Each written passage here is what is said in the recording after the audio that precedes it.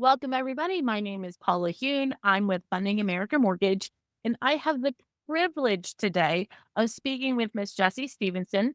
She's the founder and CEO of More Than a Handout, which is a nonprofit dedicated to combating the effects of deep poverty. As someone in the mortgage industry, I know that stable housing is the key to breaking cycles of financial hardship. But before we can talk about home ownership, we need to talk about the basic needs that make it possible. Jesse's work is not just about giving a handout, it's about creating a hand up toward a better future. So let's dive in on how we can all play a role in making that happen. Miss Jessie, thank you so much for being here today. What inspired you to start More Than a Handout and how's that mission evolved? Paul, thank you for inviting me to be here. When we started, God used a homeless man named Tim to inspire me. My church had been doing homeless outreaches in Philadelphia's Love Park. We used to share food, clothing, and water. I thought I was doing something good. But Tim said, I need more than a handout. He didn't want just temporary fixes. He created the whole name. Mhm. Yes, he did. What happened to him? Like, no longer homeless.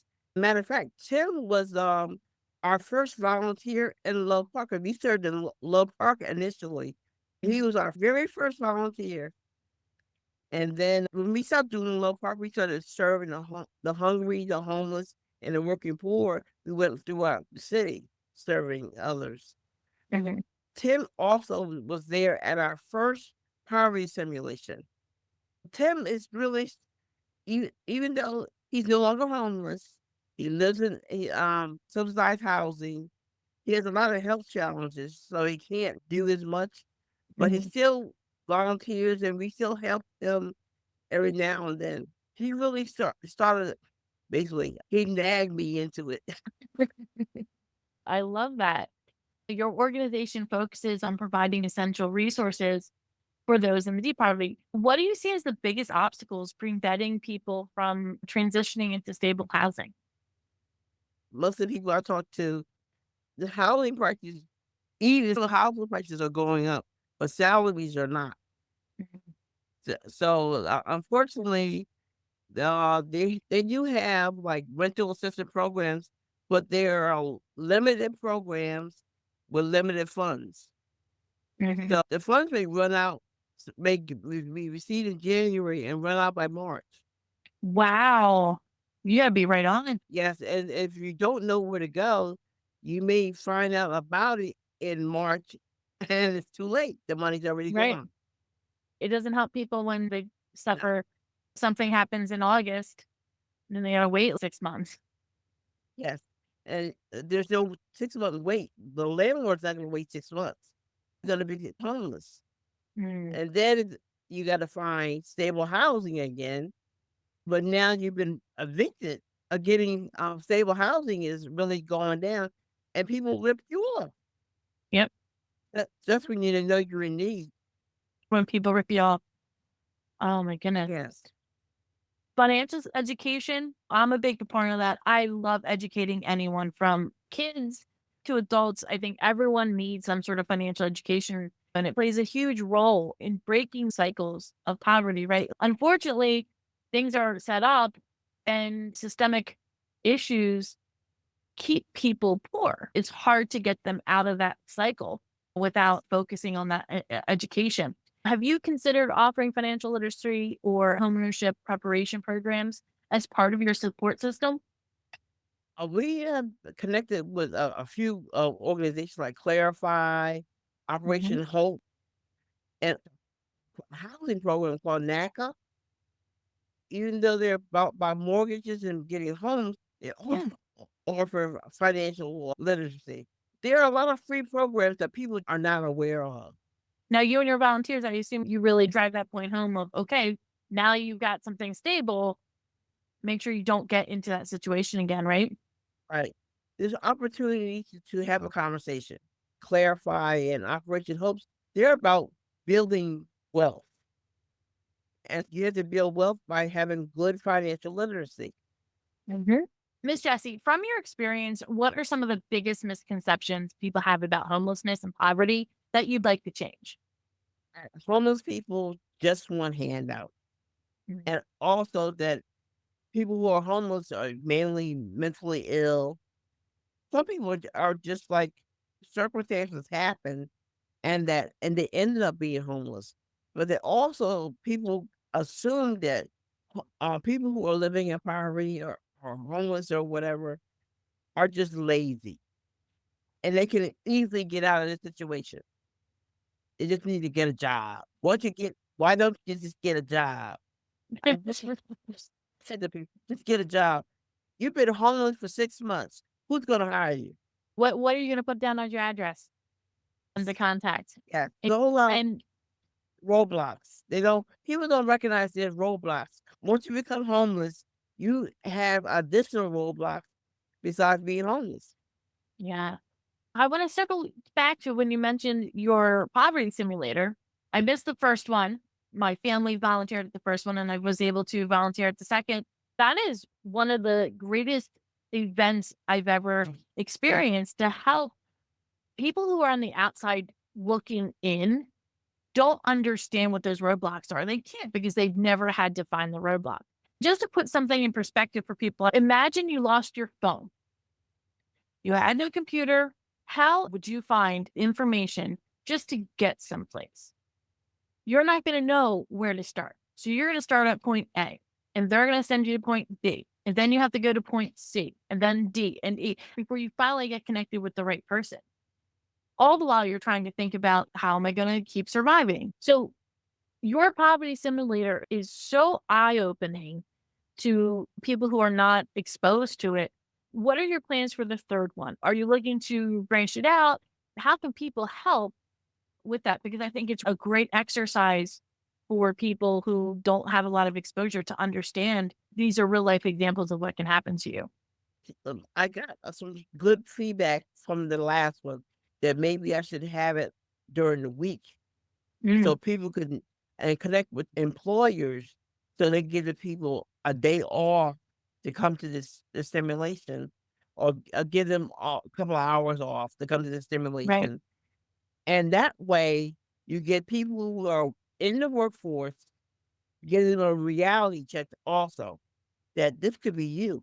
Very easy. I remember Yes. some of the situations were like, hey, I'm doing great. And then all of a sudden, I think one of my favorites was I was doing great. I actually won a large lump sum of money in the lottery. Didn't realize how much they were gonna take in taxes, and I spent it all. One weekend, that person quit their job, and that was the persona you had. How realistic was that? That's 100% realistic. Someone who doesn't understand how that lottery works finally wins the lottery. They think they're on cloud nine. They call their boss, "Peace out," spend all the money, and then all of a sudden, "Oh, wait, I owe how much?" And now they have a Yes. federal lien against them. Yeah. Yeah. And it's even hard for people in those types of situations to find help. That's it because usually if you go to a service provider, they look at what you had last month. Right. So maybe you had $1,000,000 last month, but you have no money this month. Right. They're not looking at that. They're looking at what you had last month. Yep. The potential. Yeah. Absolutely. So it was very fascinating. And I have to commend you on how you organize it and how you bring that to life because even the people, like I got to play, I think I was in Social Security, but I got to play someone who was supposed to help. And people would come to me, tell me their situations, and I'd be like, I honestly have no idea if I can help you. And I imagine that sometimes that's how the workers feel. Yes. There's not a guideline or a guidebook for every single potential scenario out there. It's hard to get that information to the right people and then to get directed to the right place because it's a lack of knowledge. A and that's what a part of this the simulation is basically showing how the lack of knowledge hurts people. Absolutely. And most of the programs that are available are for people who are in deep poverty, but they have to know where to go. Now, Miss Jessie, how can individuals and businesses, especially us in the real estate and mortgage lending, partner with you to create a more sustainable path to homeownership for people you serve? And for people that who are looking to, because you're in real estate, you may be aware of some stable housing that maybe is not common knowledge. Mhm. Mhm. So if, say, for example, like we have a newsletter we give, if you are a person who a realtor or you have a knowledge of a realtor that helps in situations like that, that have affordable housing capability for people who are looking for affordable housing, we can put it in our newsletter. And so that way, anyone's looking for stable, affordable housing can connect. But Are there any initiatives that More Than a Handout is working on right now that anyone could volunteer for or help? right now we're getting prepared for our fundraising season. So we're doing a lot of research and trying to connect with the different corporations because of what everything's going on and we know that there's gonna be a greater need Mhm. because of what's going on in 2025. We're trying to get more funds so we can help more people with rental Okay. assistance and things on that line. What's your website? Website is more than a handout. If you go in Google, type in more than a handout, we come up. If someone is struggling but dreams of homeownership, what steps would you encourage them to take to start moving towards that stability and eventually owning a home? So I would say it's always go to, like I said, there's so many free programs, especially in Philadelphia. There's Mhm. free financial literacy. Sometimes some banks, like the American Heritage offers financial literacy. But I know Mhm. definitely NACA, Operation Hope, and Clarify for Philadelphia. I Nice. know that. And Operation Hope is other places also. But those will give you good financial literacy programs and help you purchase a home and strive with the income you have. You will be surprised with how much you can save if someone shows you how to do it. Right. I was surprised myself. I surprised myself Right. because when I was trying to purchase the home, I went to a financial literacy program through the city Mhm. and I was able to save for my first. That's awesome. So I So you know, have firsthand experience. yes, I know it's possible because I was shocked that I could do it. There's so I many went great to, programs out there yes, yes, really designed to help people save, understand. It all comes back yes, to that yes, education and knowing what to do. Miss Jessie, yes, thank you so much for sharing with us all the things that More Than Handout does. You have such a great heart. I love it. The reality is housing insecurity doesn't start or stop with a mortgage. It starts with stability, education, and yes, opportunity. If yes, you're watching and listening today and want to be a part of the solution, there are a few ways you can help. You can do a small contribution, which can provide basic necessities and help someone stay afloat while they work towards a better future. If you're in real estate lending, financial education, consider joining More Than a Handout and offering resources, mentorship, sponsorship opportunities. And the more people who know about this message, the more lives we can change. So please go ahead, spread the word, share this video with friends and family, and let's really make an impact. Again, visit More Than Handout website to learn more or to donate. And together we can create not just handouts, but pathways to homeownership and lasting stability. Miss Jessie, any final thoughts? we do have a campaign. It's called Be at Brick, and do you know what a brick is? I know what a brick to a house is. Brick. But You build a house with a if brick. if you go to Merriam-Webster's dictionary, a brick is also a good-hearted person. We're looking for Oh, good-hearted people. I like that a lot.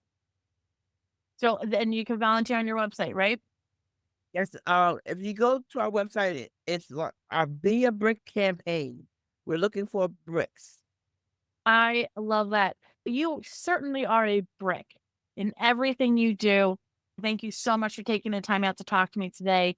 And I can't wait to see all the great things that More Than Handout does in 2025. Thank you again. Thank you.